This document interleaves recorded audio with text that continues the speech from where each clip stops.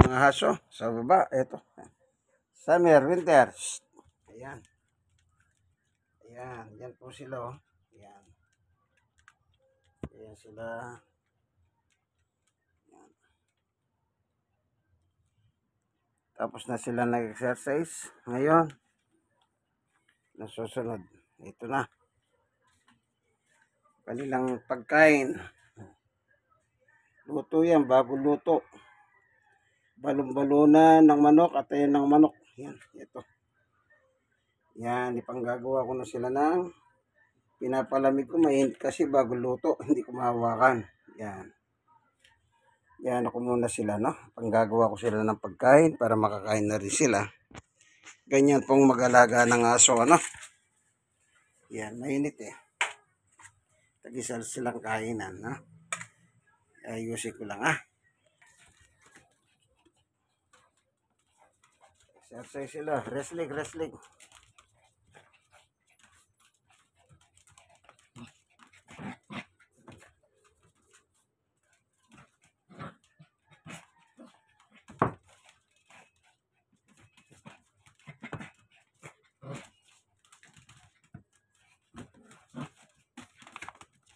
Maganda yan, no?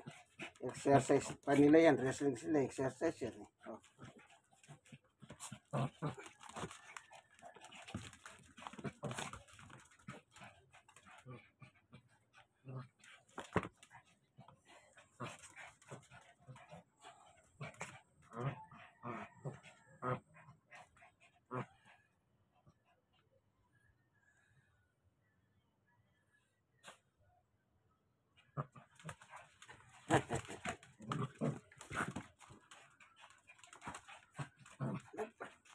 Nagpahinga lang sila pala.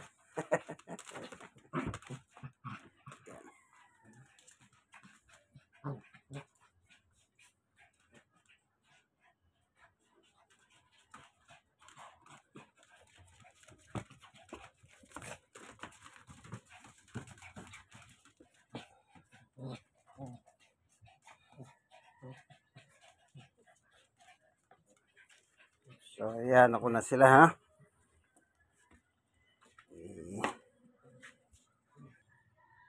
Ito na, ayusin natin, ha? Ganito. Mainit. Hindi mo pumahawakan na maigi.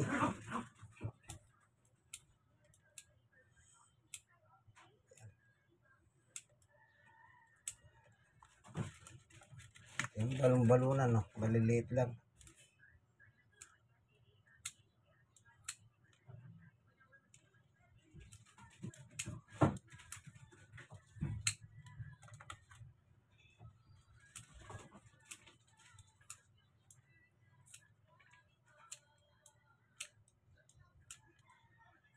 Bakit nililiitan ko? Para pag kumain sila, hindi sila mahirapan.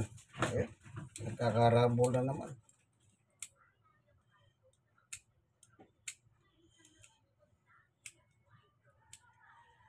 Oh, yan. Para pag kumain sila, maliliit para hindi sila mahirapan. Kasi nasanay sila sa ganito eh. Oh, itong isa naman.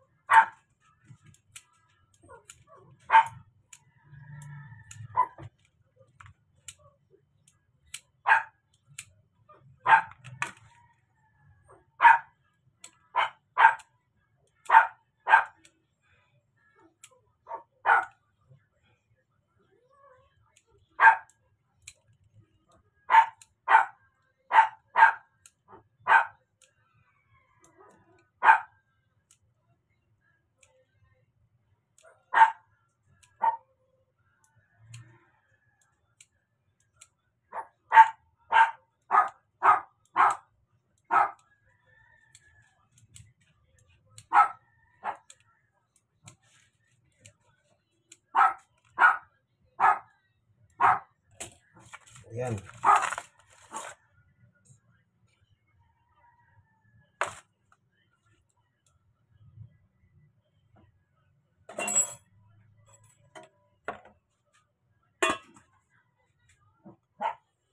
Ayan ha. Ayos na. Dali na natin. Oh. Summer, winter. Ito. Oh. Ayan.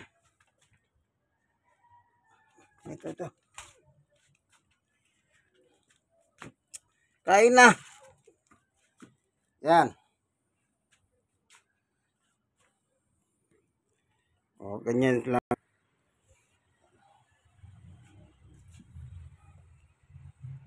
Kumakain na yung isa.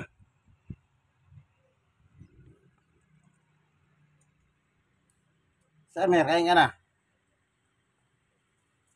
Summer, laro pa kasi.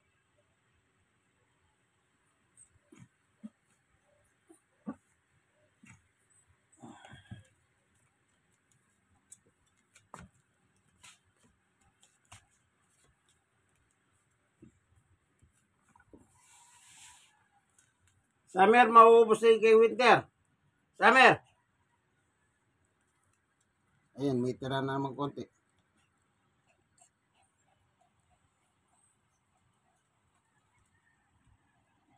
Ano po kasi ito eh, anter ng daga. May daga kasi dito sa amin, kaya imbis na yung pagkain ng asikasuhin niya, paghahat ng daga. Hoy, halika na, kain ka na. Ayan na. Oh. Sige na. O, ito na, oh.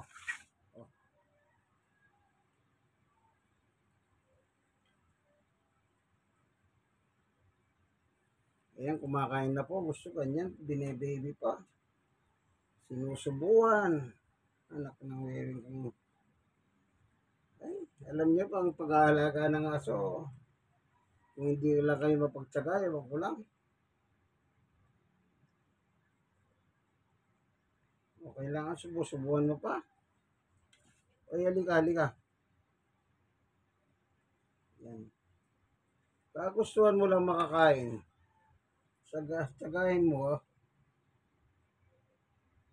Para makakain lang, oh. Kailangan subuan mo siya.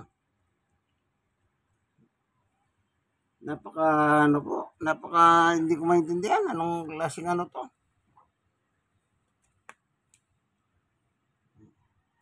Yan. Hanggat may gana, samantalahin dapat. Oh, ito na.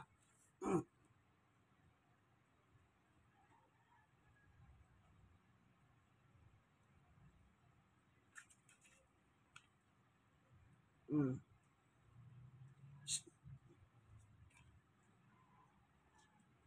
Ay, yan, nakakain siya. Nakakain din po. Pero kakainin pa nila yan. Ganyan silang kumain. Alam niyo yung pagkain nila, iniiwanan ko lang dyan. Na nakahandyan lang. Pag nakaramdam ng gutom, kakainin nila. Meron pa silang pagkain yan bukod dyan sa atay ng manok. Balon-balonan ng manok. Meron pa silang house seafood dyan, nakalatag din doon. At saka tubig nila, okay? So ito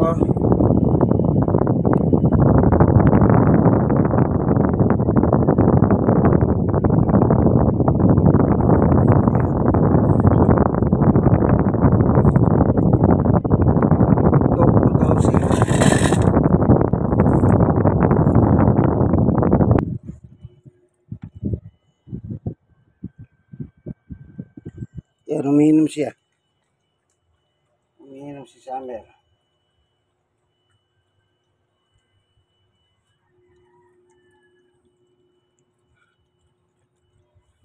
Umiinom siya. Ganyan po. Nandyan lang, iiwan ko yan. Kahit anong oras nila sumubo, pwede silang sumubo. Hindi na kailangan, yung iba sabi na, umaga, gabi. Hindi. Ito pag nilatagan ko sa umaga, pag ubos, sangkap uli. Latag na naman. Bahala sila. Silang may alam niya kung gutom sila at busog eh. Kaya ganun. Ito isa, kumakain ng dog food. Tumitira siya ng dog food pasyente, oh. Tinatry niya rito. Yan. Oh, narinig nyo ba? Ang imunguya yan, malutong eh. Pasimple eh. Kukuha siya ng dog food, kakainin niya. Di ba narinig, malutong? Ganyan pong pag-aalaga ng aso, no? Alam niyo po, hindi biro mag-alaga niyan. Araw-araw bago luto. Hindi tira-tira, bago luto po yung ating manok. Kung minsan meron pa laman yan sa picture, malaman kasi yun. Eh, hindi ko na sinamahan. Paubos ko lang kasi ito na stock ko lang sa rep yan eh. Kailan maubos nila maghapon na ito. Kung hindi man nila maubos, halimbawa ko just in case, meron si tuning sa baba. Yung si tuning sa baba, yan, taga-sahod. Yung pusa ng kapitbahay namin, naglalagay doon po sa amin sa baba. Kanina, binigyan ko na siya ng mga pagkain niya.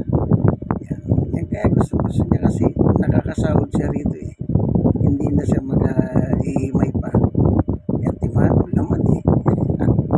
Atay ng manok, balong-balong na ng laman ng manok. Natagal ko rin siya. Kaya tuwa yung pusa. Sige po, ito ang inyong kaibigan. Kaya Brother Manny Bautista. Alagaan niyo po maigi ang inyong mga aso. Huwag niyo po kayo ng tira-tira. Wag, hindi po ganyan ang pag-aalaga. Kung kayo naman ang magkabaliktad sa sitwasyon, kayo pakainin ng tira-tira. Sa tingin niyo, gusto niyo rin ba yun? Huwag niyo gawin sa inyong alagang aso yan. Sityo po sila, hindi sila pangupangit yung pangupo. Tsaka matatapang ng agad. So, nakalabas sa muso. Okay, tignan natin sila. Ayan o, makain na naman o. Ganyan yan.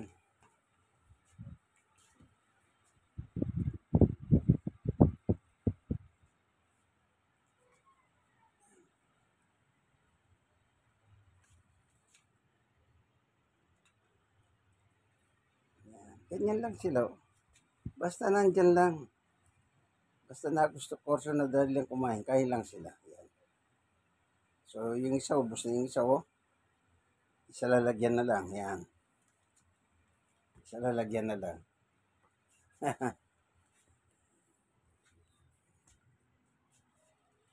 Yan. Ganyan po paghahalaga ng mga sityo. Sityo po sila. Pareho silang puti. Ano? Okay. Yung kaibigan Kesos in Christ alone. Like, share na share. Kayo mga na-share nyo sa iba. Ganyan po, nagbibigay help sila. So, na-exercise na sila kanina, nag-wrestling na sila. Ayan, kumain naman sila. Ano? Yun, nag-aanting na na. Ayan. Oh. Ayan. Sige, ganito na lamang po, ano? Bye-bye.